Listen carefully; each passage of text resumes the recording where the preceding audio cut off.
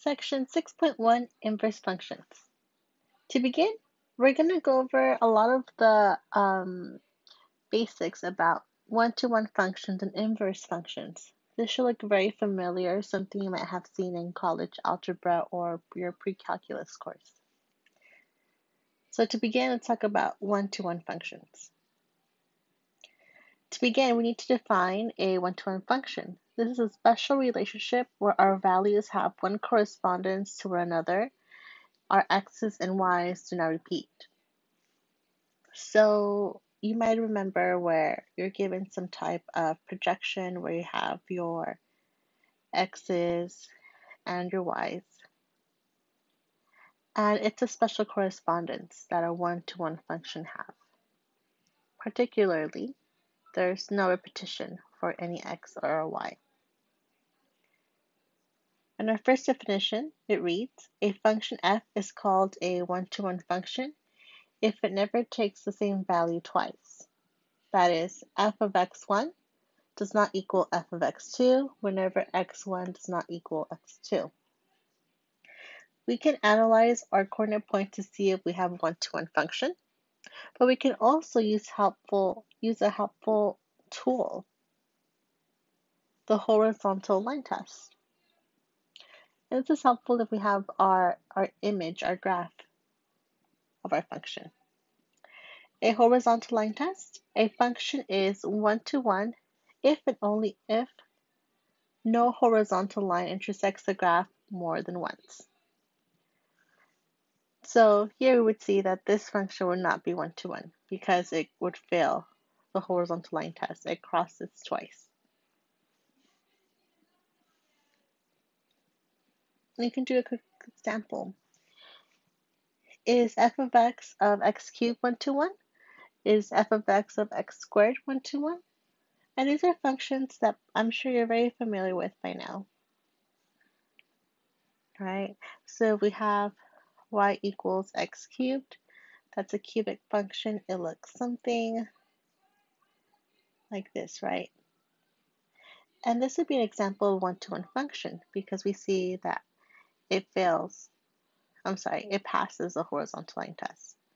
No matter where we draw a horizontal line, it only crosses once.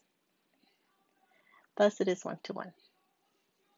And for our parabola, y equals x squared, and again, these are just very brief sketches, we see that our graph crosses twice. So this would not be a one-to-one function.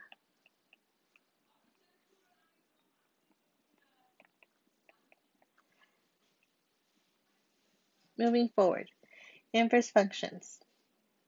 One-to-one functions are functions that possess an inverse function. Our definition reads, let f be a one-to-one function with a domain A and a range B. Then its inverse, f inverse, has a domain B and a range A and is defined by f inverse of y equals x. When we see these two little arrows, it means if and only if. And we use this a lot in math. A shorthand for that is also IFF. Alright, so as we were saying, f inverse of y equals x if and only if f of x equals y. So your coordinate points change.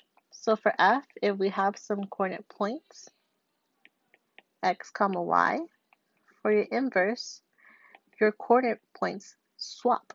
So we have y comma x. So that's another way to produce it. Now you would still graph them as you would.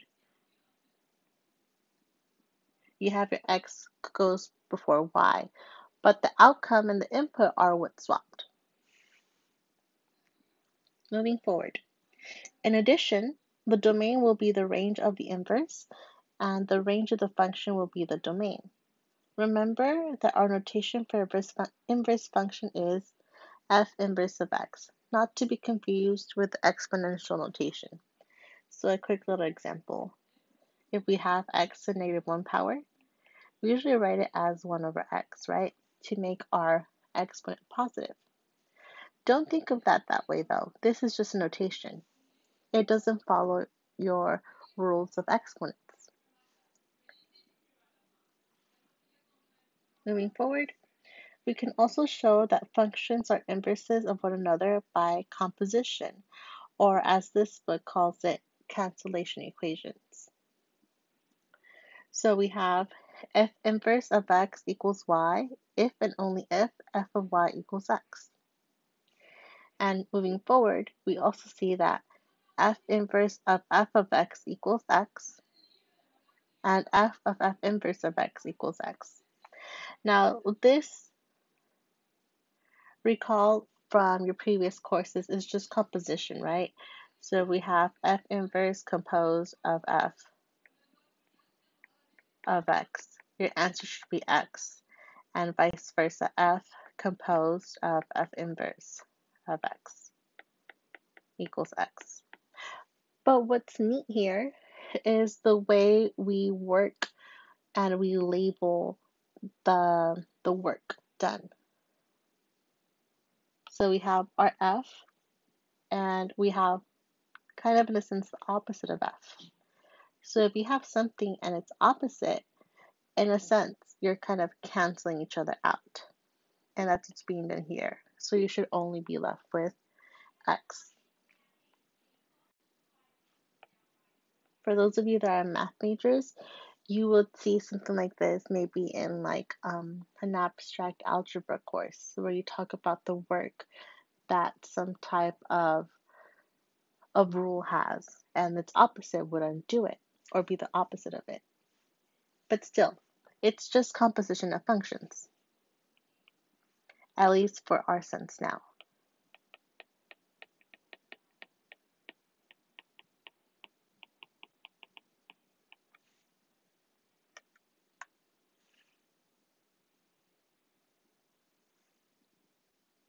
Now, the reason we write it like this, or we take note of this notation, this is important to mention because notice how the f and its inverse, in a sense, just cancel. We will see this again when we learn about calculus of inverse functions. Now, how to find an inverse? Your steps are the same no matter if you read them through your pre-calculus text or your Calc2 text. So from I really like our notes from our college algebra textbook that I use. These are our steps. First, we replace f of x with y. 2, we interchange x's and y's. 3, we solve for y. And 4, replace y with the inverse notation, and you're done. But this is how your text has it, your textbook. And it's the exact same process, just worded slightly differently. So first, you want to change f of x with y. Solve it for x. And then express f inverse as a function of x, meaning you replace your x's and y's, and write your answer using your inverse notation. So it kind of writes it in less steps, and each one of these steps is a bit more involved, but I like the first one I listed more. Again, they're doing the exact same thing. All right, so let's do an example.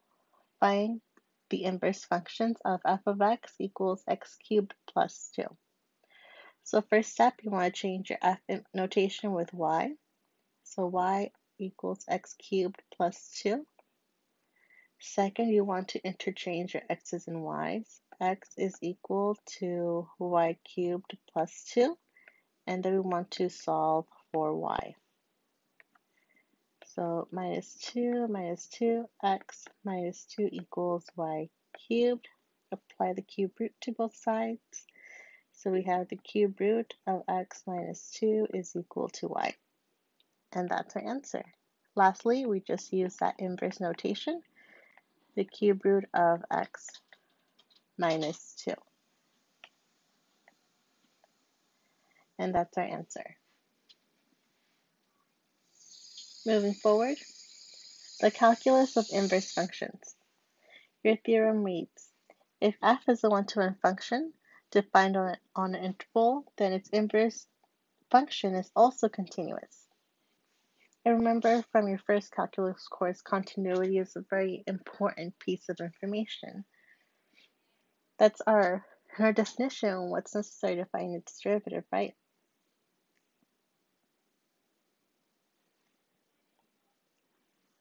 Next theorem. If f is a one-to-one differentiable function with inverse function f inverse, and f prime of f inverse of a is not equal to 0, then the inverse function is differentiable at a. Okay, remember when you see this little f prime notation, that just means derivative, in case we might have forgotten from our first course. So let's do a quick example. So we're just trying to find a derivative at a point. Now for this, we're going to use our theorem above. Now, one quick note.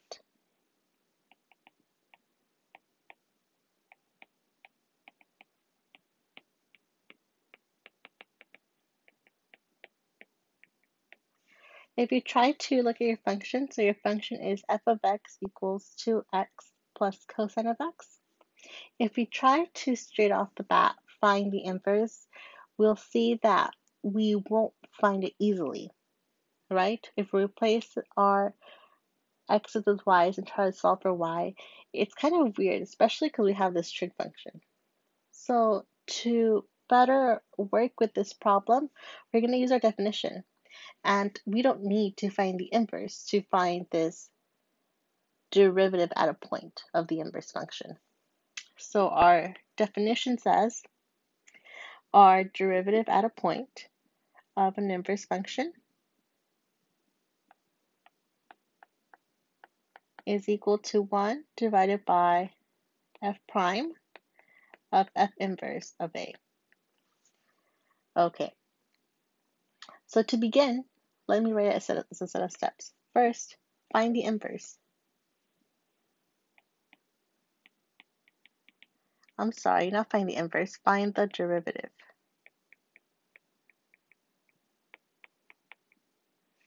All right, our derivative of our function, we have f of x equals 2x plus cosine of x. All right, so f prime of x would be, the derivative of 2x would just be 2, plus the derivative of cosine is negative sine of x. So I should make that minus sine of x. There we have it. And I didn't need to change colors halfway. That wasn't done on purpose. All right, now part 2 is what's kind of funny. If we had a regular function, it wouldn't be so bad. This was just slightly tricky because of that trig function in our original function f. So I'll label this as think about values.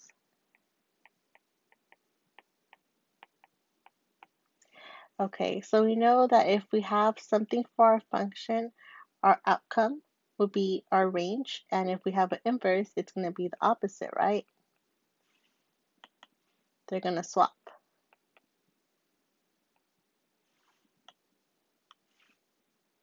Whatever we have here, they're going to swap for each one, right? And that's just from our definition of an inverse and an original function. So here we're told this value 1. So f inverse of 1 means our outcome should be 1. So we need to make sure that f of x is equal to 1. So in other words, I want to find where f of x, 2x plus cosine of x is equal to 1.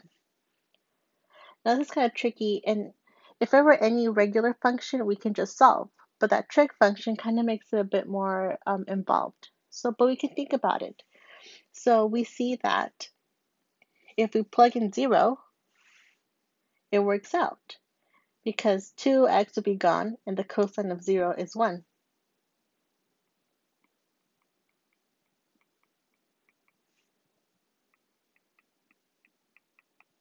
So that checks out.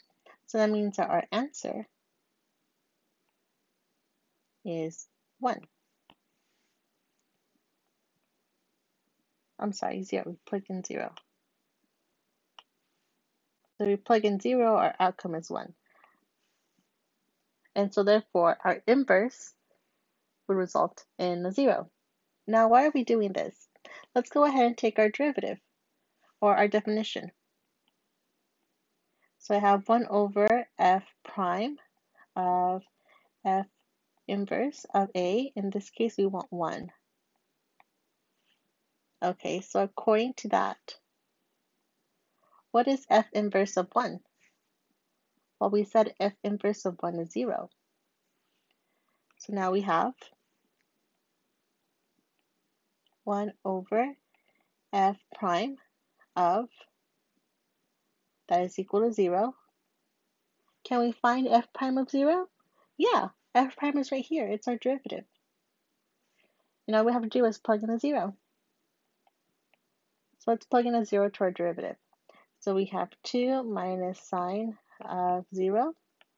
And using our trig circle, our unit circle, we see that sine at 0 is 0. So we have 1 over 2 minus 0, which is just 1 over 2. And that's our answer. Again, the only part that made it kind of funny was just this one right here. We had to think about the values. And it's just because we had that trig function. All right, that's our first section, 6.1 inverse functions. Thanks.